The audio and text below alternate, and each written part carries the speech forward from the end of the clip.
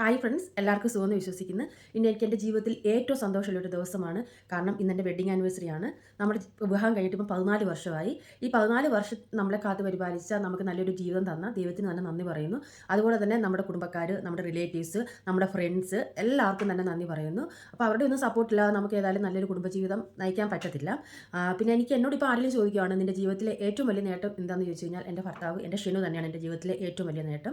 അപ്പം നമ്മൾ തമ്മിൽ നല്ല അണ്ടർസ്റ്റാൻഡിങ്ങിൽ തന്നെ പോകുന്നു. അതിന് നല്ല ദൈവത്തിന് നന്ദി പറയുന്നു. പിന്നെ വേറൊരു കാര്യം എന്ന് വെച്ച് കഴിഞ്ഞാൽ ചെറിയ സൗന്ദര്യപ്പിണക്കങ്ങളൊക്കെ ഇടയ്ക്ക് ഉണ്ടാകാറുണ്ട്. അതൊക്കെ സർവ്വസാധാരണം. അത് ഞാനും ഷെനുവും തമ്മിലുള്ള എന്തെങ്കിലും ഒരു ചെറിയ സൗന്ദര്യപ്പിണക്കം അത് ഒരു ദിവസം കടന്നു പോകാറില്ല. ഒരു കുറച്ച് ചിലപ്പോൾ 2-3 മണിക്കൂറൊക്കെ നമ്മൾ മിണ്ടാതിരിക്കുമെങ്കിലും പിന്നെ നമ്മൾ അങ്ങോട്ടും ഇങ്ങോട്ടും പോയി മിണ്ടും. നമുക്കങ്ങനെ മിണ്ടാതിരിക്കാൻ പറ്റത്തില്ല. അപ്പം എൻ്റെ ഷെനു എൻ്റെ ജീവിതത്തിൽ എനിക്ക് ഒത്തിരി സഹായം ചെയ്തിട്ടുണ്ട്, എന്നെ ഒത്തിരി സപ്പോർട്ട് ചെയ്തിട്ടുണ്ട്. അതിനെല്ലാം ഞാൻ എൻ്റെ ഷെനുവിനോട് തന്നെ നന്ദി പറയുന്നു. നമുക്കറിയാമല്ലോ, ഭാര്യ ഭർത്തൃ ബന്ധമെന്ന് പറഞ്ഞു കഴിഞ്ഞാൽ ഒരു ബ്ലഡ് റിലേഷൻ അല്ല. അതായത് ഈ ഒരു ബ്ലഡ് റിലേഷൻ ആണെങ്കിൽ നമുക്ക് ഒരിക്കലും മുറിച്ച് മാറ്റാൻ പറ്റത്തില്ല. ഇപ്പം നമ്മുടെ സഹോദരൻ, നമ്മുടെ ആങ്ങള, നമ്മുടെ അനിയത്തി, നമ്മുടെ ചേട്ടൻ ചേച്ചി, നമ്മുടെ മാമൻ മാമി, അല്ല നമ്മുടെ ഏത് റിലേറ്റീവ്സ് ആണെന്ന് പറഞ്ഞു കഴിഞ്ഞാലും ആ ഒരു ബ്ലഡ് റിലേഷൻ നമുക്ക് ഒരിക്കലും മുറിച്ച് മാറ്റാൻ പറ്റത്തില്ല. ആ ഒരു റിലേഷൻ ഇപ്പം നമ്മളിപ്പോൾ നമ്മുടെ മാമനോട് മിണ്ടിയില്ല, മാമിയോട് മിണ്ടിയില്ല, അല്ല നമ്മുടെ കുടുംബത്തിലുള്ള ആരോടെങ്കിലും മിണ്ടിയില്ലെങ്കിൽ പോലും ആ റിലേഷൻ അത് അതുപോലെ തന്നെ നിന്നു പോകും. അതൊരിക്കലും ആർക്കും രണ്ടാക്കാൻ പറ്റത്തില്ല. പക്ഷേ ഈ ഭാര്യ ഭർത്തൃ ബന്ധം എന്ന് പറഞ്ഞു കഴിഞ്ഞാൽ എപ്പം വേണേലും രണ്ടാകാൻ പറ്റുന്ന ഒരു ബന്ധമാണ്, അല്ലേ? മുറിച്ച് മാറ്റാൻ പറ്റത്തക്ക വിധത്തിലുള്ള ഒരു ബന്ധമാണ് ഈ ഭാര്യ ഭർത്തൃ ബന്ധം എന്ന് പറയുന്നത്. അപ്പം നമ്മളൊരു കാര്യം വിചാരിക്കേണ്ടത്, മുറിച്ച് മാറ്റാൻ പറ്റാവുന്ന ഈ ബന്ധത്തിൽ നിന്നാണ് മുറിച്ച് മാറ്റാൻ പറ്റപ്പെടാത്ത പല ബന്ധങ്ങളും ഉണ്ടാകുന്നത്. അപ്പം ഇതൊരു പവിത്രമായൊരു ബന്ധമാണ്. അപ്പം 2 ജീവിത സാഹചര്യങ്ങളിൽ നിന്നുള്ള 2 മനുഷ്യർ, 2 മനസ്സുകൾ തമ്മിൽ ഒന്നിച്ച് ചേരുന്ന ഒരു ബന്ധം, അല്ലേ? അപ്പം ഇതെന്ന് പറഞ്ഞു കഴിഞ്ഞാൽ ദൈവത്തിൻ്റെ വരദാനമാണ്. അപ്പം ഈ ഒരു പവിത്രമായ ബന്ധം നമ്മളെല്ലാവരും നല്ല രീതിയിൽ തന്നെ മുന്നോട്ട് കൊണ്ടുപോകണം. അതിന് എല്ലാ കുടുംബജീവിതങ്ങളെ ദൈവം അനുഗ്രഹിക്കട്ടെ എന്ന് തന്നെ ഞാൻ പ്രാർത്ഥിക്കുന്നു. അപ്പം ഈ ഒരു സമയത്ത് ഇപ്പം എനിക്ക് എൻ്റെ ജീവിതത്തിൽ സ്വാധീനം ചെലുത്തിയ ഒത്തിരി ആൾക്കാരുണ്ട്.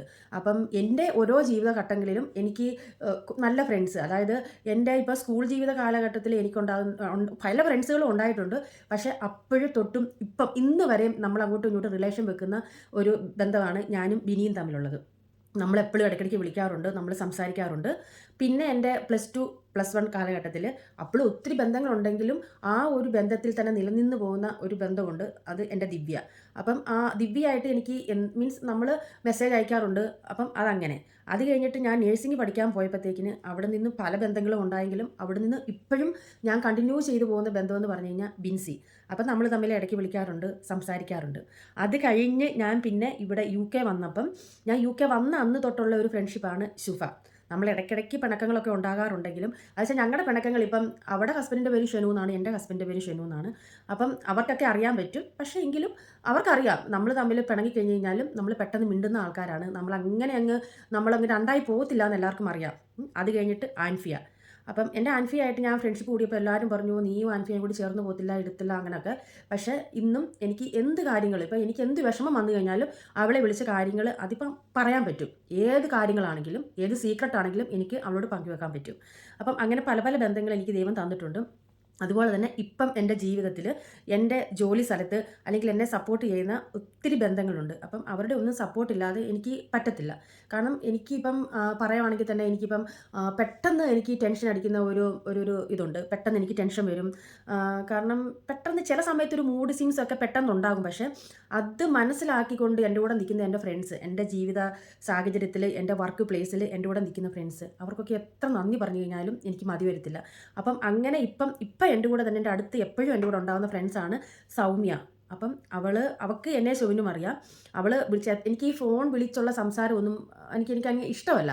അപ്പോൾ അവൾ പറഞ്ഞു നീ ഫോൺ വിളിച്ചാൽ ഒരിക്കലും എടുക്കത്തില്ല, എങ്കിൽ പോലും ഞാൻ എടുക്കുന്നില്ല എന്നും പറഞ്ഞുകൊണ്ട് പിന്നെ വിളിക്കാതിരിക്കുമോ, ഞാൻ മെസ്സേജ് അയക്കും, അങ്ങനെയൊന്നുമില്ല, അവർ വിളിക്കാറുണ്ട്.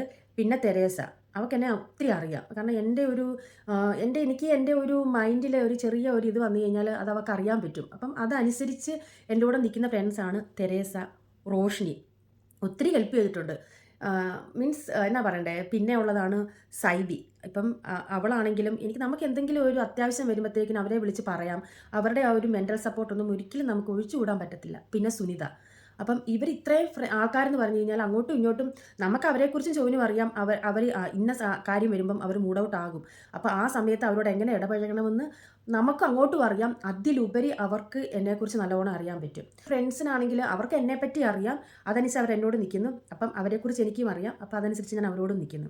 പ്രധാന കാരണം എന്ന് വെച്ച് കഴിഞ്ഞാൽ ഒരു ലാസ്റ്റ് വീക്കിൽ എനിക്ക് നല്ല പോളി ആയപ്പം അവർ എന്നെ വിളിച്ച് ചോദിച്ചത്, എന്നെ വിളിച്ച് അന്വേഷിച്ചത്, ഞാൻ ഹോസ്പിറ്റലിലായിരിക്കുമ്പോൾ തന്നെ അപ്പോൾ സൗമ്യ ഡ്യൂട്ടിയില്ല. അപ്പോൾ അവൾ എന്നോട് വിളിച്ചു, ഞാൻ ഡ്യൂട്ടിയില്ല, നീ ഒന്നും വിചാരിക്കേണ്ട, നിനക്ക് എന്താവശ്യം ഉണ്ടെങ്കിലും നീ വിളിച്ചോ, ഞാൻ അപ്പം തന്നെ നിനക്ക് അവിടെ വരാം എന്നൊരു വാക്ക്. പിന്നെ റോഷിനെ വിളിച്ചിട്ട് നീ വല്ലതും കഴിച്ചോ, അങ്ങനെയൊക്കെ ചോദിക്കുമ്പം അങ്ങനെ എല്ലാവരും ഇപ്പോൾ ഞാൻ ഈ പറഞ്ഞ ഓരോ പേരനുസരിച്ചുള്ള ഫ്രണ്ട്സും അവരെന്നെ വിളിച്ചു. അപ്പം ഈ ഒരാഴ്ച ഞാനാണെങ്കിൽ ഡ്യൂട്ടിക്ക് പോയിട്ടില്ല. ഓരോ ദിവസവും അവരെന്നെ വിളിച്ച് അന്വേഷിച്ച്. അപ്പം അതൊക്കെയെന്ന് പറഞ്ഞു കഴിഞ്ഞാൽ ഒത്തിരി മെൻ്റൽ സപ്പോർട്ട്. അപ്പം ഞാൻ അതിനെല്ലാം അവരോട് നന്ദി പറയുന്നു.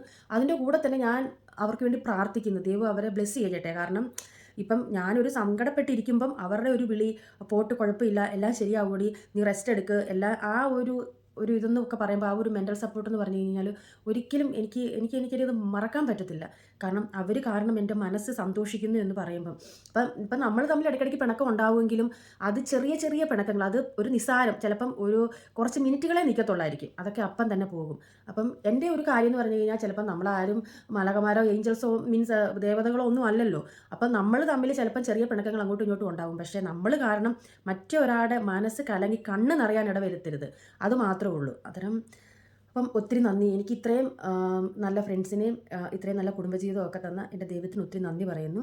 അതുപോലെ തന്നെ വേറെ പല ആൾക്കാരും നമ്മളെ സപ്പോർട്ട് ചെയ്യുന്നുണ്ട്, നമ്മളെ സഹായിക്കുന്നുണ്ട്, നമുക്ക് മെൻ്റൽ സപ്പോർട്ടൊക്കെ തരുന്നുണ്ട്. അവരോടെല്ലാം നന്ദി പറയുന്നു. അപ്പം എല്ലാവർക്കും നല്ലൊരു ദിവസം ആശംസിക്കുന്നു. Good bye.